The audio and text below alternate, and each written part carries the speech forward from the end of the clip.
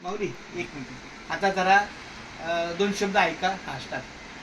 रामकृष्ण रे, आमच्या ह्या विनायक माऊलींनी काही आपलं नामस्मरण पाहून किंवा नामस्मरणाचा अनुभव घेऊन काहीतरी मनामध्ये इच्छा, त्यांनी सुप्त इच्छा व्यक्त करणार आहे. तर तुम्ही सांगा, तुम्ही आता काय ठरवलंय? की आता मी गावी गेलो हा तर ही आता जे नामस्मरण चालू आहे तुमचं बघून क्या बात आहे. तुमचं बघून आमच्या मनात काहीतरी वाटलं, हा म्हणून उद्यापासून माझ्या गावी मी गेल्यानंतर वेळापूर हा जसं तुम्ही नामस्मरण करता तसं मी अगदी. पण नियम कसा आहे आता हे बघा, रोज एक तर पान मी आता हे बघा, हे 4 ऑगस्ट आहे. हो आता सकाळी मी काही कामानिमित्त लवकर गेलो तर हे राहिलं. हो. ह्याची मी चाल सोडली 5 तारखेला. तारखेला. मी चाल सोडून दिली. मला माहित नाही मी जिवंत उद्या आहे की जिवंत नाही. नाही. हा पण आज हे पूर्ण करणार मी असं. हो. आता ही वही घरी घेऊन जाणार, आजच्याच पूर्ण करणार. रामकृष्ण हरी विठ्ठल केशवा गोविंद. तर ह्यांचा ह्या मनोदय पूर्ण होऊ द्या. मी माऊलीच्या चरणी प्रार्थना करतो की असेच पहिलं अर्ध्या तासाला प्राधान्य द्या.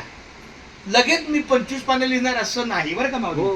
पहिलं अर्धा तास, एकच पान. पहिलं 1 पान. मग अर्ध्या तासात तुम्हाला असं वाटलं की नाही माझ्याकडे अजून अर्धा तास होऊ शकतो, मग 1 तास आदल्या दिवसाचं, मग पुन्हा अर्धा तास आजचं, अर्धा तास त्याच्या आदल्या दिवसाचं, आजचं अर्धा तास. म्हणजे थोडक्यात दिवसाला 1-1 तास जरी केला मग तसा जर तुमचा वाढला तर अधिक चांगलं होईल.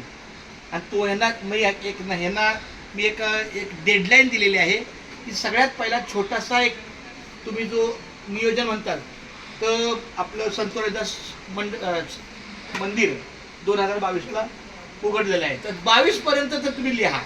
मग आत्ता 2025 आहे. जर एका दिवसाला 1 पान लिहिलं त्यांनी तर 365 दिवस लागणार 1 वर्ष व्हायला. तोपर्यंत अजून एक पुढचं वर्ष ओढते पुन्हा. म्हणजे 3 वर्ष लिहितील तेव्हा हे 25चं वर्ष, 24चं वर्ष, 23चं वर्ष आणि 22चं वर्ष. म्हणजे एक लक्षात घ्या, पुढची 4 वर्ष जेव्हा हे लिहितील तेव्हा हे मागचे 4 वर्ष पूर्ण करतील. पण पुढची 4 वर्ष देवाने जगवलं तर त्यापेक्षा मी प्रामाणिकपणे काय केलं, देवा मी आज जिवंत आहे, आज माझी 10 पानं, आज माझी किती पानं? 10 पानं. माझी 10 पानं होतातच आणि होतातच. म्हणजे मी जेवढं लवकर होता येईल. आता माझी तर 13 वर्षाची मी पूर्ण वही केली ह्या 2 वर्षात, 2 या 3 वर्षात 13 वर्षाची वही अतिशय चांगला. आता 2000 माझा 11 चालू आहे.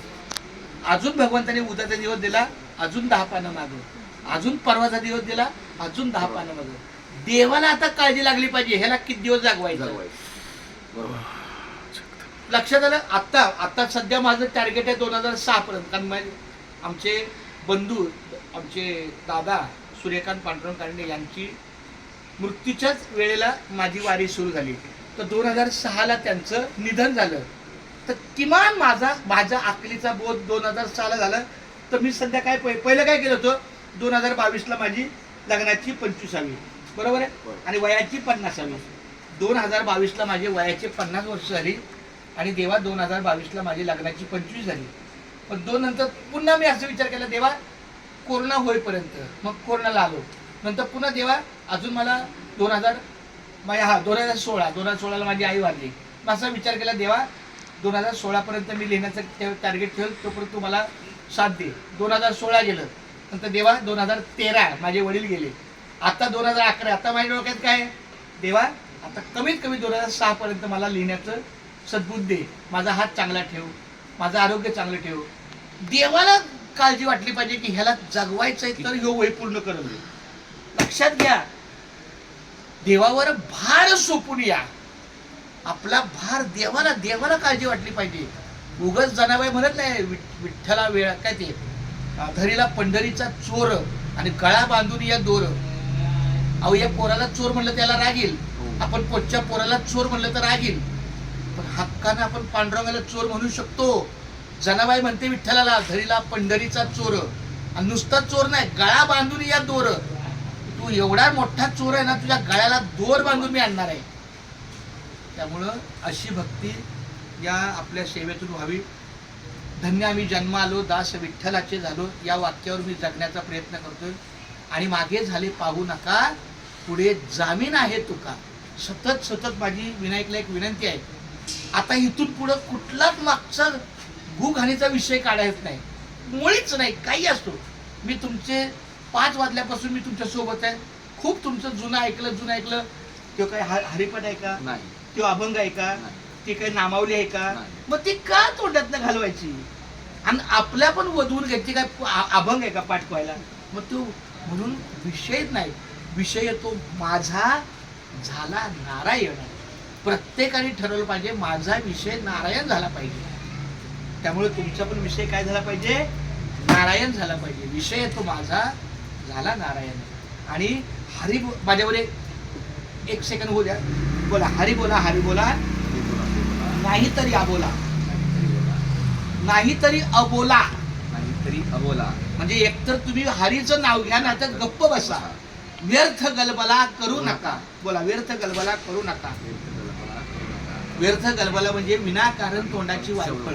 नको नको मान, नको नको मान, नको अभिमान, नको अभिमान. सोडी मी तू पण तोच सुखी. माझ्या मुलाचं पाठ झालंय खूप चांगलं. एकदा बोला, तुझा आवाज होता ना बाळा. एक नका हरी माझ्या मुलाचं पाठ आहे. अभंग वगैरे जे बोलतो आपण हा त्याला टाइम लागतो. त्याची थोडीशी अभ्यास केला पाहिजे. आई शाबास. त्याच्यात ते मुरमुंद मग मी म्हणून बोलत एकदा नाही. बोललं अडक एक नाही. बोललं लक्षात आलं. मी पूर्ण म्हणजे माहिती नाही ना म्हणून मी बोलत नाही. आता तुझा आवाज आहे. एकदा बोल, एकदा बोला. अहो, 1 2 3 स्टार्ट. आपण जे 4 माणसं ना बोला पटकन. हा. हरी बोला नाहीतरी अबोला, व्यर्थ गलबला करू नका. नको पाठांतर नको झालं. नको नको नको नको मान, नको अभिमान, सोडी मी सोडी तू पण तो पण तोच. क्या बात आहे. तोच सुखी. या जगामध्ये सुखी जर कुणाला राहायचं असेल तर ह्या 4 ओळी आल्या पाहिजेत आणि जगल्या पाहिजेत. हरी बोला नाही तरी अबोला. एकतर तुमच्या मुखातनं हरीचं नाव येतंय का तरच बोला. नाहीतर मी असं 2 वर्षापूर्वी इथं केलं होतं, 4 वर्ष कशाला मागे झाले पाहू नका, पुढे जामीन आहे तुका. तुकारामाने सांगितलं मागचं गराळ काहीच घालू नका. आता तुम्ही समजा आज आमच्या पत्नीने आपल्याला काय घाऊ घातलं, गोडवा घातला, खीर घातली, सगळं घातलं. हागायला गेल्या बघणार का मागे किती निघले छान. गेलं ते गंगेला गेलं, मिळालं रामकृष्णारी. म्हणजे मागचं गुराळ कधीच काढू नये. आमच्या घरात आम्ही धन्य, आम्ही जन्म आलो, दास विठ्ठलाचे झालो. आमचं गुराळ कधीच निघत नाही. म्हणून आम्ही शक्यतो आमच्या घरात तुझं हा विषयच नसतो. कारण आता मी इथं आलो 12 वाजेपर्यंत असणार. माझं पोरगं हैदराबादला असतो, बायको माझी एकटी घरी असते. मी आपल्या इथं रामकृष्ण बघा पंखा चालू आहे. रामबा मला काय कमी आहे? काहीच कमी नाही. रामकृष्ण विचार करत आहे. तर धंदा आहे ना, गिराईक आहे ना, काय आपल्याला येतंय? इथं ह्या बाजूला नजर गेली इथं द्यावं आहे, ह्या बाजूला गेली त्या द्यावं. हे सगळं दिंडीचंच सामान आहे. आणि मी दिंडीतच बसलोय.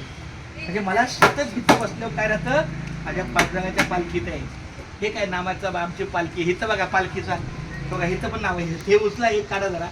मागचं सगळ्यात मागचं आहे ते बघा. ज्ञानेश्वराच्या पालखीचा आपला पास आहे, काढा. त्या बघा, हा नाव माऊलीचा पास. असं वाटतं आपण आपल्या माऊलीच्या गाडीत आहे. तेव्हा असू द्या, कसं असू द्या. रामकृष्ण. हा चला, अशा पद्धतीने आम्ही जगतोय. खूप छान. धन्यवाद माऊली. रामकृष्ण. चला.